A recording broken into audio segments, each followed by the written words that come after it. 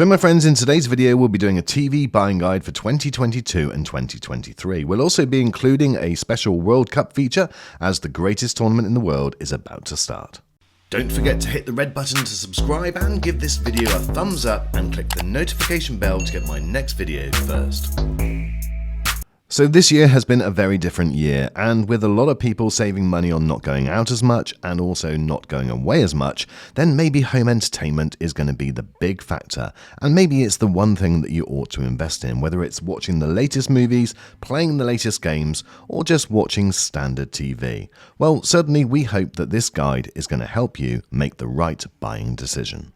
So in this video we'll be looking at a number of different factors. Best time to buy the TV. We'll also be looking at what size and location that you put the TV, because that's really important.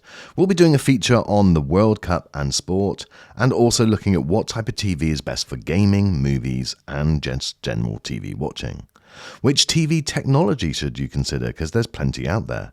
And also we'll finally look at other considerations. Now, I'm also going to be telling you which TV I'm going to be using for all of these things for the rest of this year and also the beginning of next, so stick around for that. Most TV brands release their new TVs at the beginning of the year. They announce them at events like CES in Las Vegas. And at the time that they're released, they're obviously the most expensive they'll ever be. But gradually as the year goes on, you tend to find that there's better deals out there. So coming towards the end of the year is a great time to buy the latest model TVs. Or you could even consider buying the previous year. But I think that the best time to buy is the newest model at the end of the year. When it comes to the size and location of your TV, there's a couple of considerations to make. Firstly, size. I think that you ought to get the best quality TV, the largest possible, for the budget that you've got. Now, what I mean by that is I would end up spending more money on a smaller TV to get a better quality TV rather than maxing out your budget just to get size. What you'll find is if you've got an inferior TV, the bigger it gets, the more noticeable those problems can be, and you'll end up regretting it. So go smaller but better. But if you can afford something like this, which is a 75-inch TV, it is an absolute game changer. And although you may think it is too big, you will very quickly get used to it, and it will be a whole new ball game in terms of your entertainment system. Now in my room, other than a million plants that my wife has, I've got windows to the side and also patio doors to the rear, and that is right opposite the TV. So I need to go for a TV that doesn't have problems with reflections. So in my opinion, I steer away from OLEDs in this room because they would just be far too reflective. Now the TV that I've got, which I'll tell you a little bit more about in a few minutes, is the LG QNED 86. This is a mini LED TV that gets exceptionally bright, and that means that you can have it right opposite a window and it doesn't suffer the same problems that maybe a lesser bright TV or an OLED TV would with that huge reflection behind. So that's something which is really crucial. If you've got a room which is very dark, then it's not so much of an issue, but do consider this because it can be very off-putting. Now with the World Cup coming up, you're likely to be looking for a new TV, or many of you will be anyway. But what is the best type of TV, and what are the things that you ought to consider for watching football or really any other sport? Well, there's a few really important factors that have to go into your buying decision. Now we've already covered the size of the TV, but size is also important for sports. It does tend to be the type of event where maybe you'll have some friends around and you'll all gather around the screen, so viewing angles can be very important.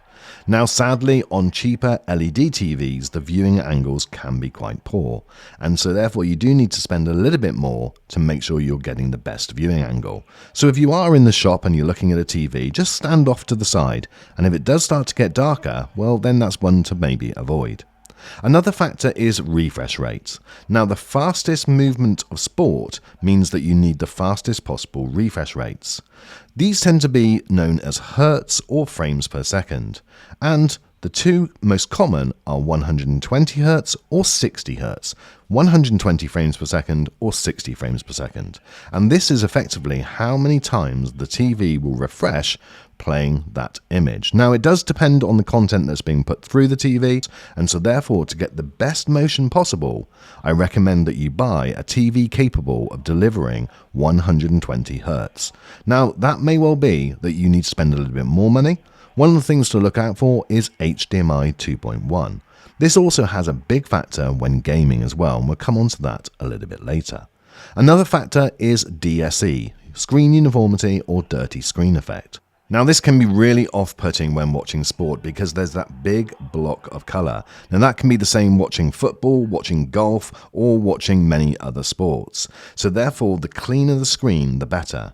I run this test on all of the TVs that I purchase, and it shows me whether there's any dark areas, whether there's any banding, because if there is, you'll definitely have a problem when watching sport. So it's always the first test that I run.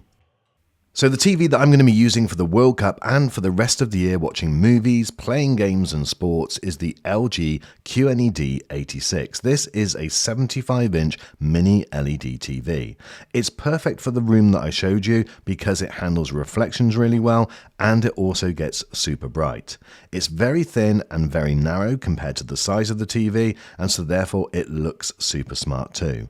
With the menu function and all of the features that are built into this, you've got everything that you're going to need for many years to come, including Freeview if you're in the UK and all of your smart apps. It also handles smart technology really well and links up with all of your smart devices. The TV has some HDMI 2.1 ports, giving you fast refresh rates up to 120 Hz. And with the game optimizer that's built in, you can quickly select between all of the different game modes at just the touch of a button. It also supports many of the latest technologies, including HDR, Dolby Atmos, Dolby Vision, and many more. This combines two great technologies, Mini LED and Quantum Dot technology, to give you the QNED Mini LED TV. It provides you with incredible, vibrant, bright colors, brighter than many TVs out there at the moment, but also giving you very good contrast with the blacks. I'll leave a link in the description for it.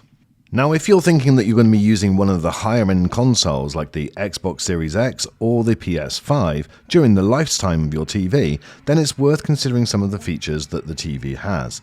Things to look out for are the HDMI 2.1 120Hz refresh rate, which we spoke about earlier, VRR, which is called Variable Refresh Rate, and ALLM, which is Auto Low Latency Mode.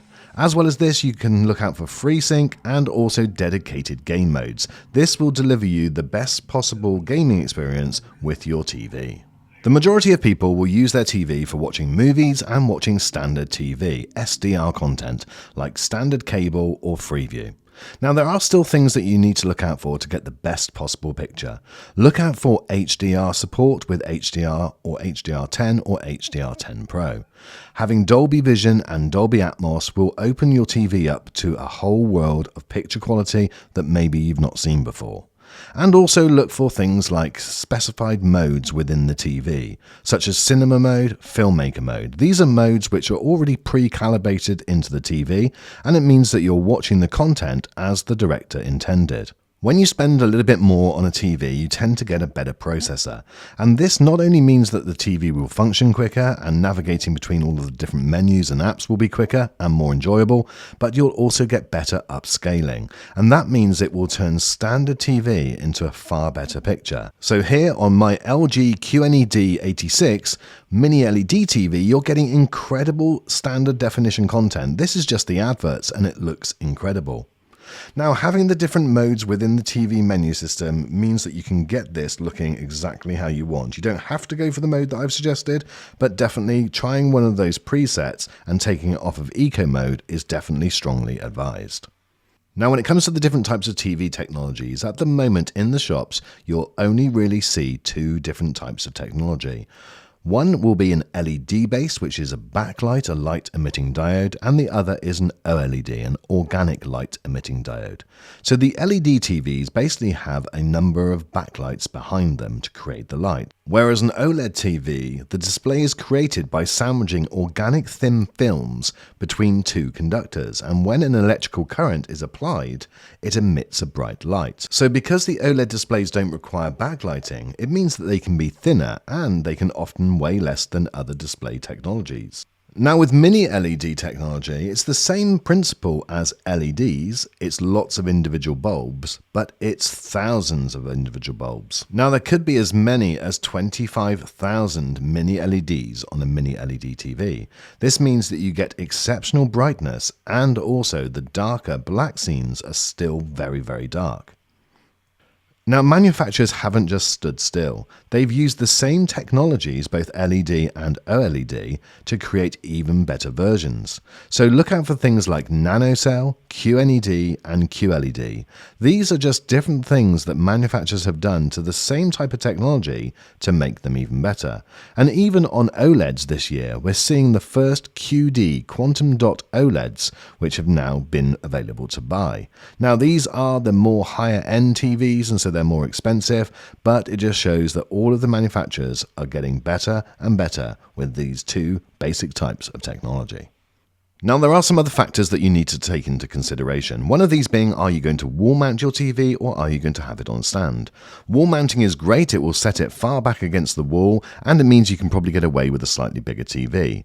If, however, you need to have it on a stand, then do bear in mind that it is going to sit a little bit further forward, and so therefore that may reduce the size of the TV that you want. Now, the functions of the TV have got smarter and smarter, and nowadays on something like this, the LG QNED 86 Mini LED TV, you can literally change almost every setting. It can really be customized to your exact preference. So if you're the type of person that likes to go in and make those changes, then definitely go for a slightly higher end TV because it will give you far more options. There's also other features like picture-in-picture. Now, I find these a little bit niche and I very rarely use them, but some people absolutely love them. So if you're one of those people, then check out to see whether the TV that you're considering buying supports that type of function. But the main advice that I would give in this other consideration section is buy what you need. And what I mean by that is don't spend more money for features that you'll never use. There's absolutely no point getting the highest end gaming compatible TV if you're never going to connect a PS5 or an Xbox Series X to it. You may as well go for something a little bit cheaper. So if you're the type of person that just watches standard TV, then look to see which TV does the best for watching normal TV. Likewise, if you're watching high quality 4K movies quite often, then it may be something that you want to consider going for the one that does the best job of that. Now, my final bit of advice is about budget. I always suggest that you spend slightly more than what you first intended. The likelihood is that this purchase is going to last you years and years and years, and so therefore spend just a little bit more without spending too much. You know what you can afford, and you know what is a sensible purchase to make. But this is going to be a purchase that you make once, maybe in the next 7, 8, 9, 10 years, and so therefore if you can get the latest feature or the next size up for just a few pounds more or a few dollars more, then, in my opinion, it's worth just pushing yourself that little bit extra. I don't recommend anyone going into financial hardship, by the way, but I just always think buy once rather than have the regret. It's called buyer's remorse. That's it, guys, for this video. I do hope that some of the things that we've spoken about have been helpful. Do leave a comment and let me know what your thoughts are, and if there's any other advice that you have for people, just drop them in the comments below. Thank you so much for watching, and I look forward to seeing you on the next review.